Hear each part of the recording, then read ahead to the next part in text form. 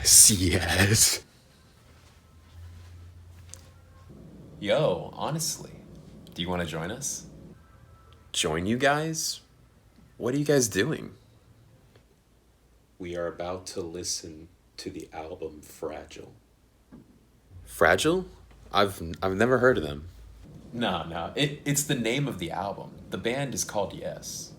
Oh, yes. Like owner of a lonely heart. Yeah, I know what you're talking about.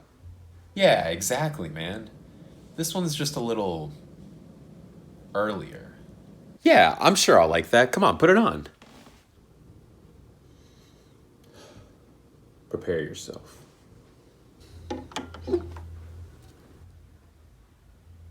Yo, what does he mean by that? Just sit back, honestly. Hey, yo, what's going on, guys?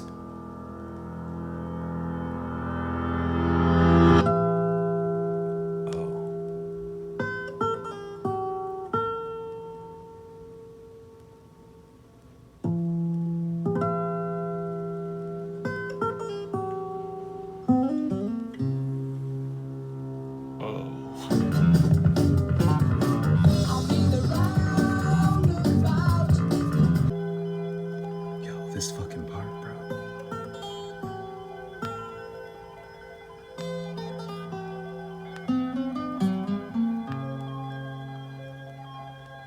In and around the lake, mountains come out of the sky. They stand there, 24 before my love, and I'll be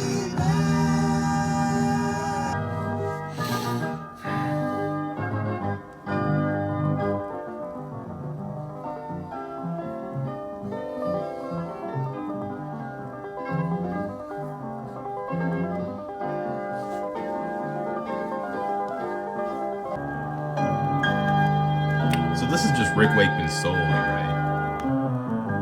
Like it's like excerpts from like Cans and Brahms or whatever, but man's fucking slaying, bruh. God damn.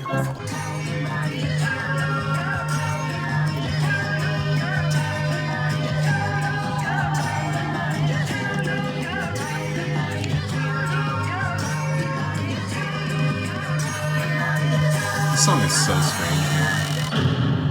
Oh. What the fuck? Hello?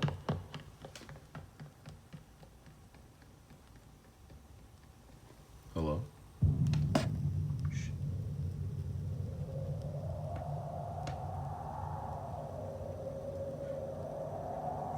Guys, I'm scared. I'm scared. Ah!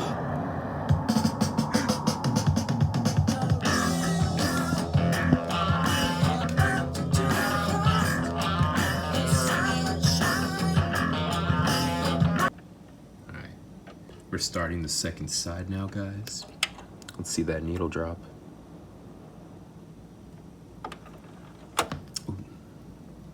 Alright, south side of the sky.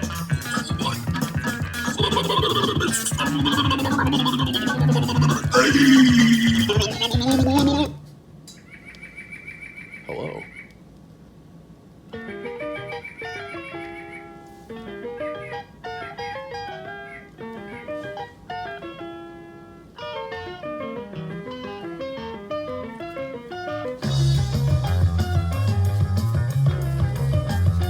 remember the time you said goodbye.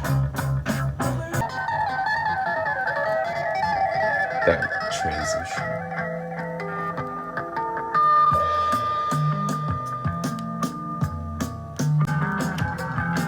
So this song is interesting because really there's only one important part of this song, and it's the bass line that's coming up any second now. If we can find it.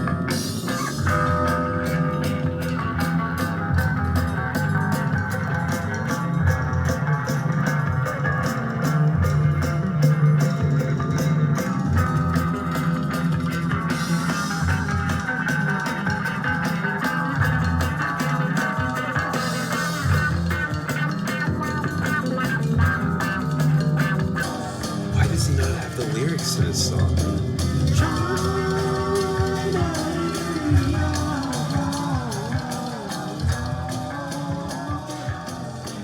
Honestly, I have no idea what they say. I think they say shine the delirium. Honestly, I have no idea. If you know what they say, put it in the comments. I'm not really sure. This album is just so good, man. It's just so good. There's 5 songs on here that they like each compose like themselves pretty much. Yeah, personally arranged and organized. Obviously, this is the guitarist. It's just not fair, man. He had the clap too. You're just like, bro. He just wants to play the acoustic guitar. You can feel it.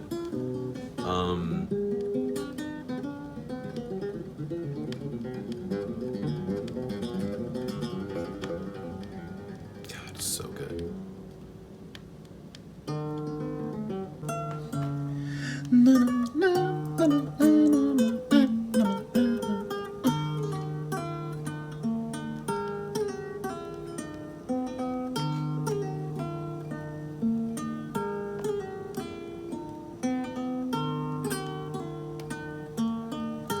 You know, I used to think D by Randy Rose was like one of my favorite like instrumental pieces, and before that it was Eruption.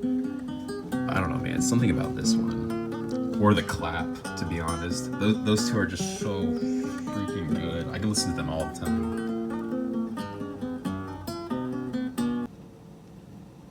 All right, so this last song is called "Heart of the Sunrise." I've never heard this song before, so we're just gonna give it a quick listen and see how it goes.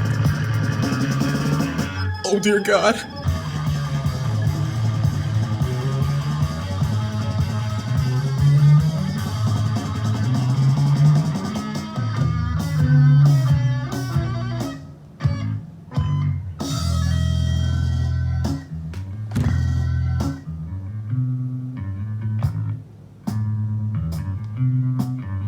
Yes. Yes. I hope that sounded okay. It's Yes, guys. Yes. You know Yes. That British progressive rock band from the 70s. From the 80s? Or the 60s? It's all three. Oh my God. It's so hard to talk about this band because they go through so many changes. And I don't even really know where to begin. I mean, obviously at the beginning. And really, there's only 3 members at the beginning who stay to become the greatest band of all time. That's John Anderson, the main singer, the guy, the voice himself. Chris Squire, the greatest bassist of all time. And Bill Bruford, possibly the greatest drummer of all time. I'll talk about my theories with him later. But those 3 are in the band at the very beginning, 1969. They release Yes with Peter Banks and Tony Kaye. You know, I mean, listen. These guys are great. Amazing musicians. Way better than I. But who replaces them later on, it's just like, dang, man. It feels bad, you know? Because I couldn't imagine being replaced by someone like Steve Howie? I don't know. I don't know how to pronounce that. I'm sorry. It's either Howe or Howie. It's an E at the end. I've heard it both ways, so I'm just gonna say Howie. Or I'm just gonna call him Steven. How about that, Steve? And Rick Wakeman. Those 2 guys come later. I'm getting ahead of myself, but I gotta say this now. These 2 guys come in and they change the whole band. But Bill Bruford, Chris Squire, John Anderson, Yes, Time and Word too. They released 2 albums before Steven gets there. And they're good, right? Yes is like decent. I give it like maybe an 8. Time and Word I give like a 9 to, man. That one really surprised me when I went back and listened to it. I was like, whoa. I was like, dude, 1970, bro. I was like, yo, these guys were crazy. Right before they like change up their band too. Like I was impressed with Time and Word, I gotta be honest. Then is a 10 out of 10 song. Way ahead of the time. And even though I think that these 2 albums are really good, what comes next is even better, man. When Steven joins the band, dude, the Yes album, bro. This is really like where I first knew Yes, right? Because I was born 1995. I probably comprehended my first Yes song at like 7, 8, maybe 9 years old, and that was I've Seen All Good People. My dad was playing it, my mom was playing it, probably my dad, and I was like, I really like this song, man. Like this is amazing. And he was like, oh, you probably like these songs too. And he showed me like Owner of a Lonely Heart and Changes. And I was like, yeah, I was like, it's not as good as the other one, but it's pretty good. But really, I was stuck on that song for so long. I didn't even hear Yours Is No Disgrace until like pretty recently, to be honest. Like, I'd say like pretty much when I was like deep diving into these bands, I heard Yours Is No Disgrace and I was like, I'm sorry, where has this Yes song been? This Yes song is unbelievably good. The clap I heard from Nathan's dad, who told him to learn it when we were first starting to play music. It's so mean because that song is so hard. It's literally just freaking Steven on an acoustic guitar, just ripping it live. Like you're just like, oh, dude. Starship Trooper, honestly, I heard that song on the radio and I was always just like, yeah, go for it played it. And I was just like, it's just not top tier Yes for me. Like it's really good. It's got really good parts, but overall, I'm sorry. I would rather listen to I've Seen All Good People. Like it's just such a better song. Even Perpetual Change and Adventure I like more. Yours Is No Disgrace and a clap. Like honestly, I'd probably put it at the bottom if I was ranking this whole album. That's like Yes, like slander. Someone's gonna come after me in the comments and be like, dude, what the fuck are you talking about? Starship Troopers, the greatest song of all time. I'm gonna be like, no. It's just kind of boring, man, And like I'm saying it's boring, but I'm like, it's still like a top 20 album of all time, It's so funny. Who am I fighting on this? These Yes fans are probably just like, yes, someone else is listening to Yes. It's the greatest band of all time. And I'm like, you're damn right, but you're kind of wrong at the same time. Because we do not agree. We definitely do not agree, man. Because people say that everything, like, after, like, Bruford, like, is, like, some of the best shit. And I'm like, dude, no. No, you're wrong. Yeah, you're just wrong, man. I don't know what else to say about that. Freaking 10 out of 10 album. The Yes album, I was derailing for a second. 10 out of 10, man. A perfect album. Top 20 album of all time. Probably rank it at like 14, 13 of all time. Yeah, I'd say it's pretty high. And then comes in Mr. Rick freaking Wakeman, bro. Tony Kaye's out of the band. Peter Banks already been gone. They come back, don't worry. Actually, Peter Banks never does. Hold on, I'm looking at that. I thought he came back. I guess I was wrong. All right, well, Peter Banks does not come back, but Tony Kaye comes back. But Rick Wakeman, guys. I think Rick Wakeman was like the final piece to like the puzzle. Because John Anderson, Chris Squire, Bruford were like chilling. They made 2 albums, kicked their guitarist out, made the Yes album with Steven, and they were like, this is almost it. And then Rick I don't even know why Rick Wakeman comes in, but thank God, because dude, let me tell you what, Fragile, oh my God, guys, listen, this is peak music right here. This is peak music. Fragile is literally one of the greatest albums of all time. It's the top 5 album of all time. Not sure where I put it. Would I really put it over Abbey Road though? That's kind of rough to say, because Abbey Road is one of the greatest pieces of music. Same thing with like Hemispheres and like Crime of the Century. I just don't know where I would put Fragile. I just don't know. We're just gonna say top 5 album of all time. Truly ahead of its time. I can't stress that enough. I'm just gonna say that right now up in front. This is so unbelievably ahead of the time, and yet behind the time. Behind the time because it's I don't remember the term that was.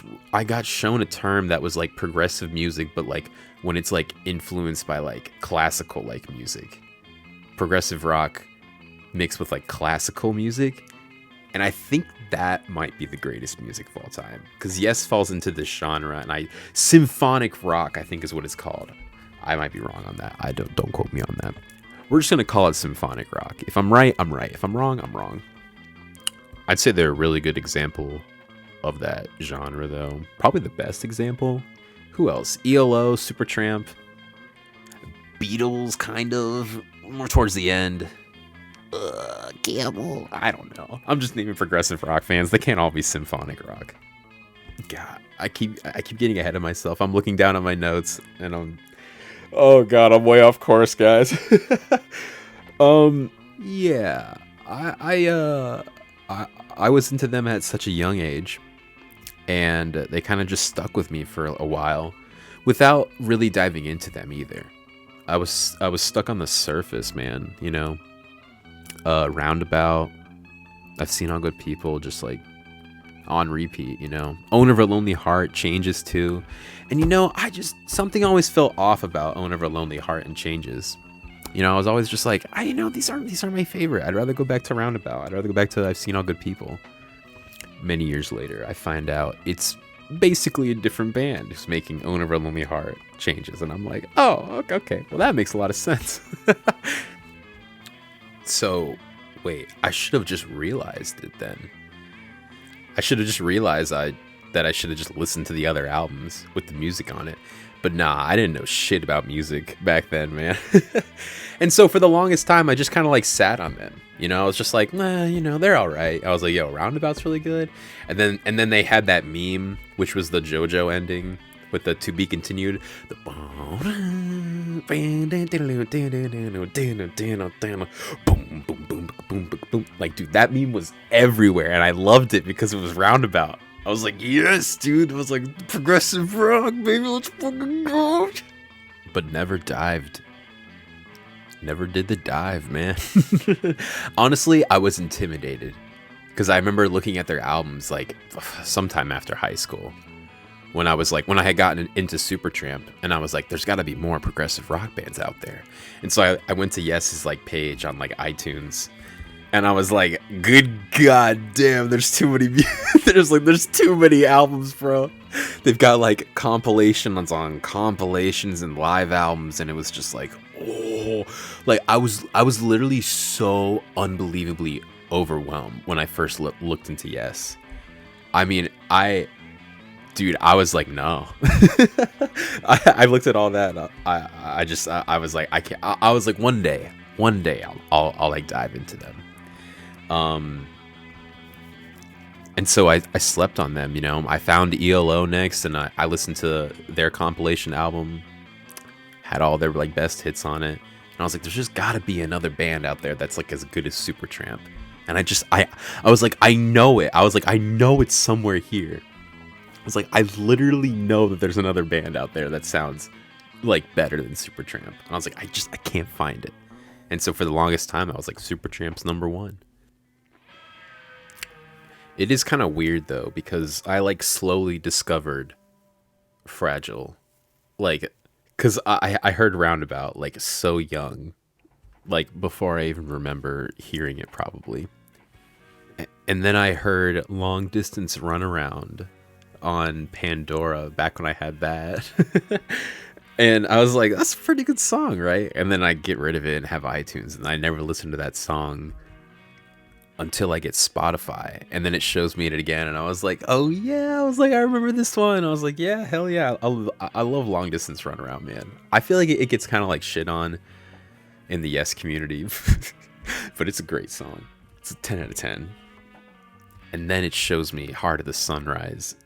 And God, I was not prepared for that beginning jam. It goes so damn hard, man. That song, like, dude, that song still gets me. I'll just be like, listen to a regular playlist and I'll have it on there and it'll just. It's like waking up. You're just like, oh my god. You're like, here we go. It's like a roller coaster. It's like you're just like going on the track. And then when it just goes full tilt, that's when you're going straight down, like 90-degree angle, just like gripping the bar. You're like, oh shit. I don't know. That's the emotion I get out of that beginning. That part. That beginning part's supposed to like wake you the fuck up, man, and it really does. If you have your headphones on full blast. And so after I hear that song, I'm like, all right, that's it. I'm listening to the whole album. And I was like, this is a great album, man. I was like, some parts are a little weird, you know. It's got these songs that are like instrumental and just kind of like they feel like out of place. Like what's the fucking what's Bruford's song that he makes for this dude? Fucking 5% for nothing. That song makes me laugh every time because it's just so, dude, that is just the strangest music I've ever heard. Coming from like this band, it's just like, why? It's like, is that what's going through like Bruford's mind? Just it's just like I love it so much though, man. I'm not shitting on it at all. But it took me a couple listen throughs for this album to really like become one of the greatest albums. Because when you first hear it, you're kind of thrown off, and like South Side of the Sky is just kind of like you're like that's all right. You listen to it again after We Have Heaven, it like goes into it, the footsteps, and you're like, oh shit's about to get real. And I didn't realize it until I got the album on vinyl, but like they have there's like 5 songs on here that like they've like made themselves. Cans and Brahms, that was Rick Wakeman. We Have Heaven, that was just John Anderson. I already said 5% for nothing. It's Bruford's song. The Fish, I'm not pronouncing this after Cinderella Prematures. That was all squired, man. And then Mood for a Day, you know that was Howie, man. That was the boy Stephen Howe, bro. Guys are amazing, man. I didn't realize that. I was like, oh, it makes so much sense that they made it themselves. Like, it's like their like own like piece that they composed, and the other ones I'm pretty sure they like all did together. And I'm just like, God, it's just a perfect album after you listen. I'm telling you, man, give it like 3 listen throughs and you'll just be like, it's perfect. Obviously not back to back, but like, you know, give it like a week, give it 2 weeks, give it a month, and come back to it. I'm telling you, it'll change your life. Same with the Yes album, honestly. Even though Roundabout with Rick Wakeman, dude, it changes so much, dude.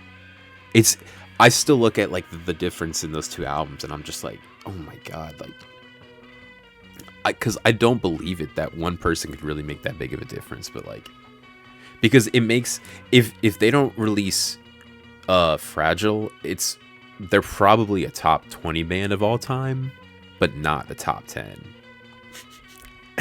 And definitely not number 1. I mean, you know, everything that comes before Fragile, you know, Yes album, Time and Word, yes, just not as good, man. Tales of Topographic Oceans, man. Let me tell you what, 1973, after Bruford leaves the band, dude, can someone tell me what this album is? It's like 4 20-minute songs, and like they're just all not as good as like really like anything from Fragile or the Yes album. That's honestly, in my essential Yes playlist, I don't have a single song from it, and I've only given it like 1.5 listen throughs, but it's just listen, it's really good background music if you're doing something and you're just kind of listening to it, but like it's kind of boring, guys. I'm sorry, man. Listen, Yes community, feel free to roast me, put my head on a spike, like I don't care. These are my takes. This album, trash. This album is not good, man. But Reliar, Relay or Relier comes out. And this gives me hope, right? Because at this point, I've listened through like all these albums, and I'm like, all right, hold on.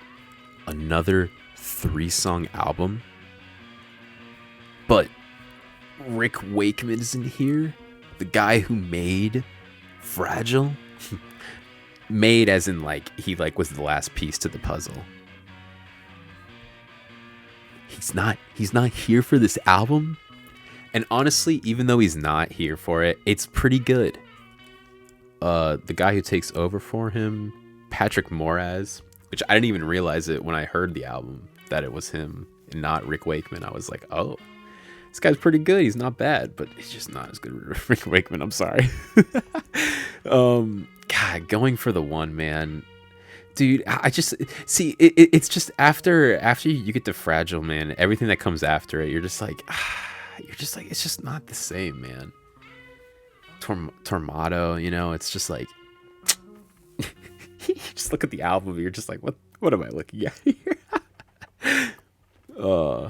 Man, the guy who does their like art for their albums is really cool. But I think he like leaves eventually, and then he comes back. I don't know his name, but like, dude, I want that guy to make some art for me. Like, for real. That shit's so cool.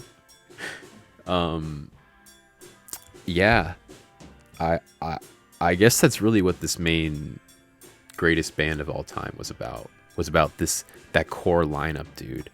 Bill Bruford, John Anderson, Chris Squire, Steven, bro, Rick Wakeman. Truly, like, you put them apart, they're not very good on their own. Honestly, they come out with like solo projects down the line. If you've heard it and you think it's like the greatest shit, I'll be like, all right. I can't really judge you, but are you all right? Because it's just like, you just listen to it and you're like, this will be fun to see live, but you're just like, I just don't think I just keep putting it on like I put on these Yes albums, man. Are just not as good. But together, these 5 together, unbeatable, unmatched even. The sheer talent they wield makes no sense to me. And that's my theory on them, is that they had too much power. Hear me out, guys. They were making this music, right? Dude, pumping it out, man. I'm talking like, bro, like they released the Yes album 1971, right? February 19th. 9 months later, they released Fragile. 9 months later, can you imagine writing one of the greatest albums of all time in 9 months? I'm pretty sure they wrote it like on tour and then like just recorded it, like just was like, yeah, let's just record this like in like 9 months, dude. I don't know, that just like blows my mind. Like, I feel like I've taken so long on like so many projects, like literally this project, which is like absolutely nothing, and like they made that in 9 months, and I'm just like, I'm sorry, what? I'm sorry, what? Where can I get this talent, man? Where do you get this where do you get this kind of talent? It's just dedication and hard work, man. I think that's why Bruford left. He said that there was just too many like arguments and like fighting when they were like making the music, and I was like, I totally understand that, man. It's hard to like work together with like people who like have like an idea for something that you feel like so passionate about, or like, you know, you feel like something should be a certain way and like they're stubborn about it. I don't know. It's just like, it's like I could see his point of view, and like when they're performing at like that caliber too, like I can't even begin to imagine how stressful it was. You know, that they weren't like the most like successful and like popular band back when they were performing, but like they had a decent like following, you know? I mean, they were making albums. They were selling. They never stopped making music, man. Truly inspirational. I mean, Bruford goes to King Crimson, replaces their drummer, I think. What's his name? Rick Wakeman goes somewhere too. I don't remember, but like they all go to like do their own like projects too, you know. And they're not just doing like solo stuff. Like they go and like perform with other artists, and it's just I don't know that just seems like such a cool life. Just being like a musician, traveling and being like, hey, I'm gonna make like an album with like these guys, and you're like, well, I'll go back to my original band real quick and do this, and you're like, well, you know, let me do a solo project real quick. But it's like, bro, you can't do that today, man. Especially for the music that like I want to make and like they want to make. Like they can make it because they, you know, they're Yes. You know, they are the members of Yes, the revolving cast.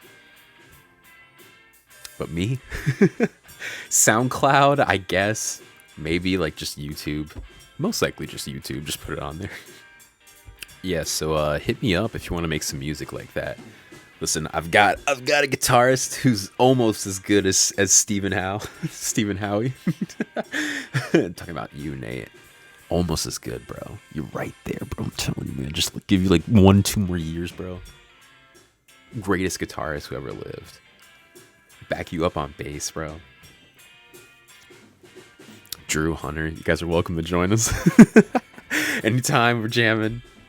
We gotta have a jam soon. Ernest? Steven? Cedric?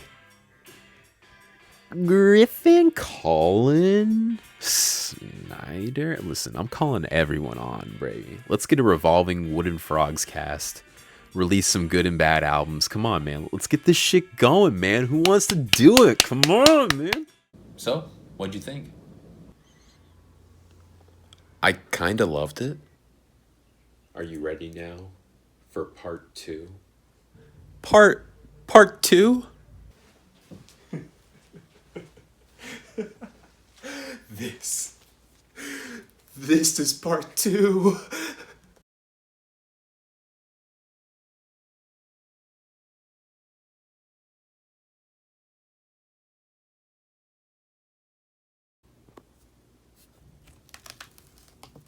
Oh my god. Yeah, boy, that's me right there. Oh. Is that Yes I see? Oh my gosh. You were ahead of the time, weren't you, Dav? Huh? Weren't you, Dav? Yeah, you know, I got a lot of signatures, kind of. Not really. Oh my god. Go, keyword, go.